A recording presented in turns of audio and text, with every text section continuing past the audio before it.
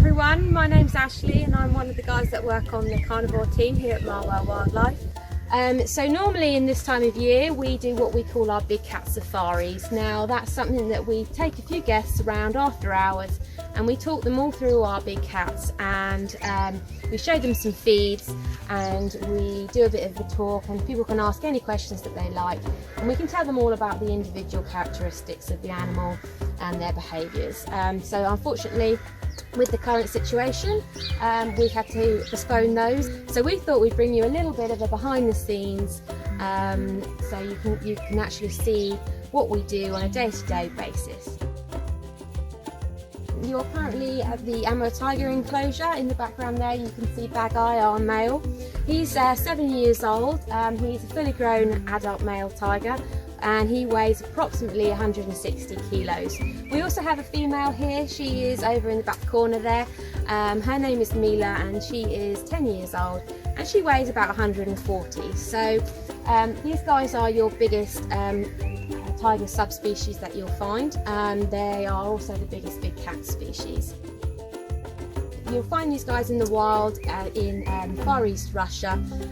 So as you could probably imagine, they are relatively well adapted to cold weather.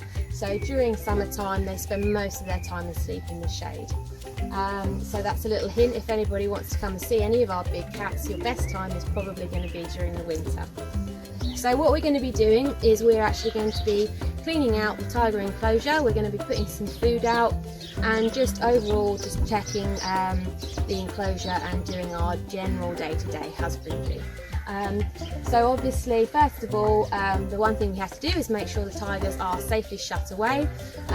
These are classed as a category 1 animal, which means they are extremely dangerous and that we would not be going in with them. We do varying sorts of training and things with them for general health checks, and we make sure that they are fully healthy and we get good with them via this training. Okay, so once we've entered the enclosure, we're going to start by picking up all the feces. So by doing this, obviously it's a general cleaning husbandry thing that we must do, but it's also a really good indicator of the health of our cats. You can tell quite a lot from an animal's feces. You can also tell what they've eaten.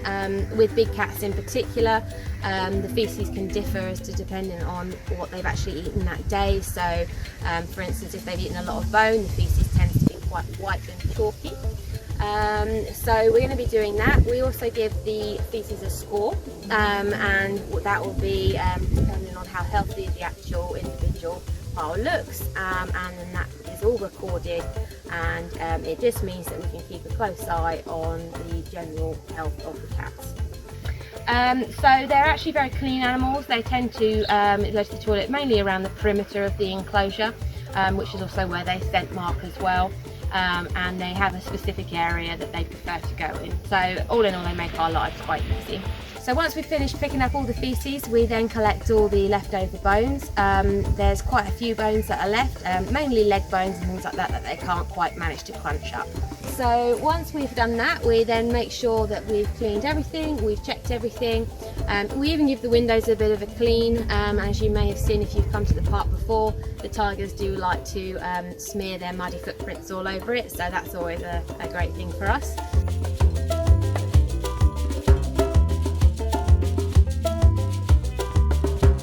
Their enclosure has a nice variety of different substrates, different levels. We try and make their enclosure as interactive as possible. We do try and take the opportunity to give enrichment. This can be just small things such as moving logs and things like that around. As you can imagine, unlike the wild, this area doesn't actually change that much. It's quite a static space, so we try and move it around as often as possible. We also tend to add things such as scents, other animal feces, mainly like antelope species, that kind of thing. And they interact with it all. You'll often see them sort of head rubbing or scent marking around those areas that we've placed those things. Today we're also going to be putting out some meat. So out in the wild, these guys would normally eat boar and deer species.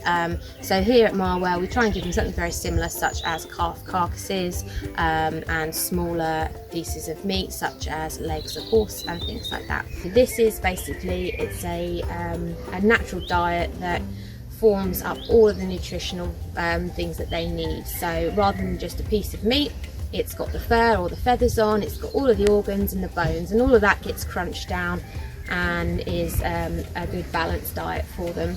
The food that we had today was horse meat, and we're going to put that up via our feed poles.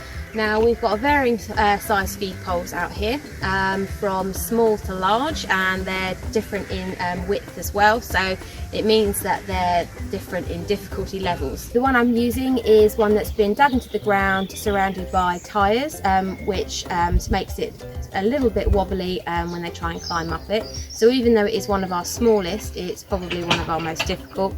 And as you'll see in the video, that guy does struggle to get his meat down for quite a while, but please be reassured, he does get it down in the end, and he does enjoy his piece of meat. He gets about 10 kilos per feed, sometimes more. It depends on what we call his body condition score. So currently he's looking nice and lean, which is what we would want in the summertime, and I would score him at about a 3, which is an ideal score to have. Mila, our female, she is on about 6 to 8 kilos.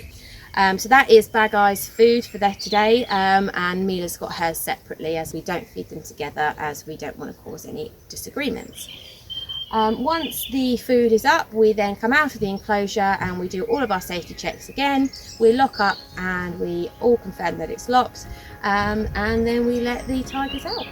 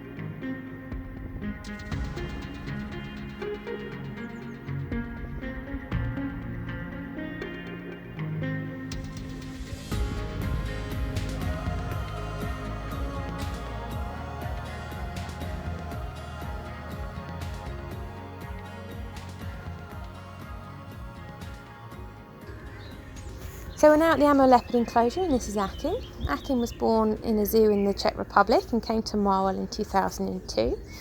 In the wild, you'll find these leopards in southeastern Russia and northern China, and these amazing cats can leap more than 19 feet horizontally and up to 10 feet vertically. And we often see Akin showing off these techniques when showing some hunting behaviours, although it's usually on some unsuspecting pigeons. Amur leopards can live for approximately 10 to 15 years in the wild, and around 20 years in captivity. So at 19 years old, and our oldest cat here at Marwell, as you can imagine, Akin has slowed down a little. However, we currently have no concerns for him, Apart from a few missing teeth, he's in great health and has regular health checks to monitor his overall condition. The Amur leopard is one of the rarest and most critically threatened leopard subspecies, with illegal wildlife trade, climate change, habitat loss and deforestation being the main issues. However, recent research shows conservation work is having a positive effect and wild Amur leopard numbers are slowly increasing. Being a part of a captive breeding program, Akin has sired several cubs. All have gone on to other collections to continue to increase the numbers and genetic diversity of the captive population throughout the world. This breeding program has the overall aim of increasing numbers in the wild.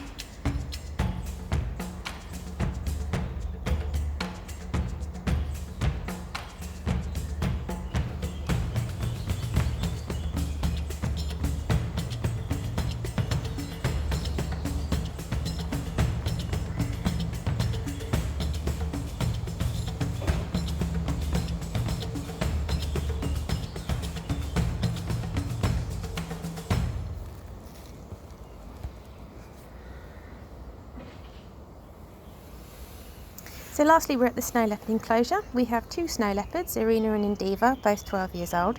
They've been together at Marwell on and off since 2010, and you'll often see them spending time together. Today we've given Endeavour some scent enrichment, which is one of his favourite forms of enrichment.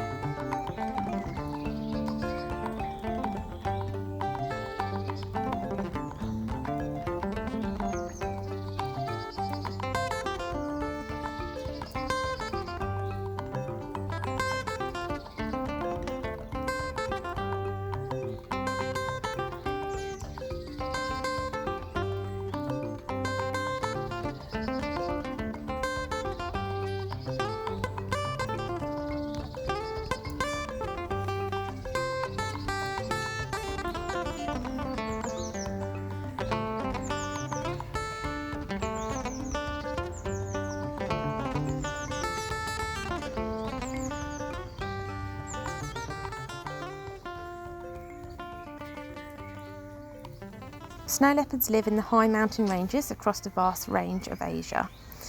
Well adapted to their cold environment, their fur can be 5 centimetres on their back and sides and almost 12 centimetres long on their belly.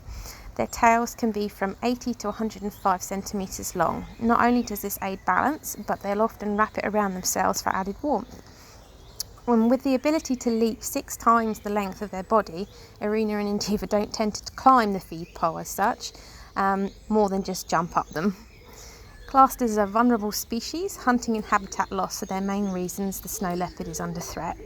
Ever-increasing human settlements and large use of grazing space increases the likelihood of human and animal conflict, with snow leopards often being killed by local farmers because they prey on their livestock. Marwell's conservation team is working with partners to develop a framework which will allow effective interaction between countries, leading to information sharing about snow leopard populations, ecosystem monitoring, and responses to community-based conservation and climate-focused interventions. So the carnivore team just wanted to say thank you for watching, and a very special thank you to all those who have generously donated to Marwell Zoo during these uncertain times. Thank you very much, and I hope you enjoyed watching this video.